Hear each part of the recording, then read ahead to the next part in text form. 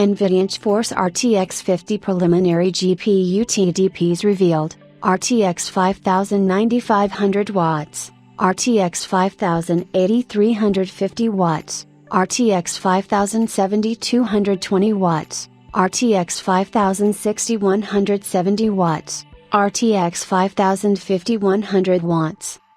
Preliminary TDPs of NVIDIA's GeForce RTX 50 Blackwell gaming GPUs including the RTX 5090 and RTX 5080 have been listed by Seasonic. In addition to the AMD Radeon RX 7000 RDNA 3 refresh models, the Seasonic Wattage calculator has also listed the NVIDIA GeForce RTX 50 Blackwell gaming GPUs. The manufacturer lists 5 models which include the GeForce RTX 5090, RTX 5080, RTX 5070, RTX 5060, and RTX 5050. Just like the previous post, we should mention that these graphics cards and their associated TDPs are preliminary and should not be considered final specs.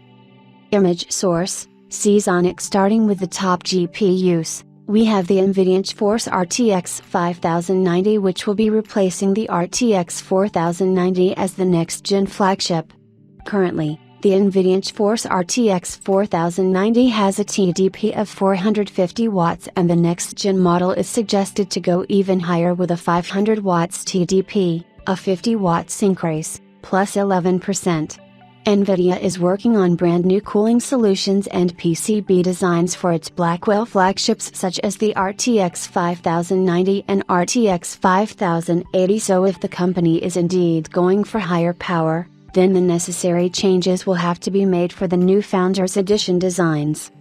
Image source, Seasonic. The NVIDIA GeForce RTX 5080 has been listed with a TDP of 350 watts which is once again an increase over the 320 watts TDPs for the GeForce RTX 4080 Super and RTX 4080. This marks a 30 watts increase in TDP, plus 9.3%.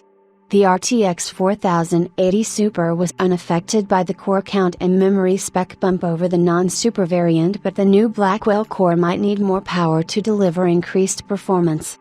Next up, we have the NVIDIA GeForce RTX 5070 which has been listed at 220 watts and this is the same TDP as the RTX 4070 Super but a 20 watts increase, plus 10%, over the non-Super variant.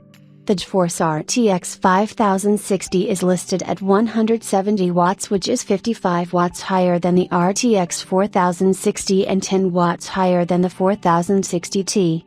This marks the single largest power bump over the predecessor, plus 48% over the 4060 and plus 6.25% versus the 4060 Ti. Lastly, there's the RTX 5050 which is listed at 100 watts and since there was no RTX 4050 in the previous lineup, we can speculate that this would be the RTX 4060 replacement while the RTX 5060 will be the RTX 4060 Ti replacement. Besides these, there's nothing more interesting to go by except the fact that Seasonic mentions that all NVIDIA GeForce RTX 50 Blackwell gaming GPUs are using a 16-pin connector. This should be the new 12V-2x6 design and not the older 12V HPWR design that caused a lot of issues with the RTX 4090. Once again, Seasonic is a big PSU manufacturer and they have sources and links to many people including GPU vendors who might tell them early on as to what they are working on. But it's also entirely possible that all of this data is based on guesses made by the manufacturer. So to say this is real would be unwise at the moment. What we do know from past releases, especially ADA GPUs, is that the TDPs are far from the actual power consumption.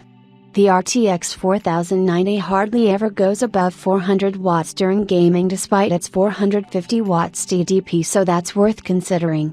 The NVIDIA GeForce RTX 50 Blackwell gaming GPUs are expected to be introduced later this year, so expect more information around Q4 2024 as CPU launches will cover most of the Q3 action.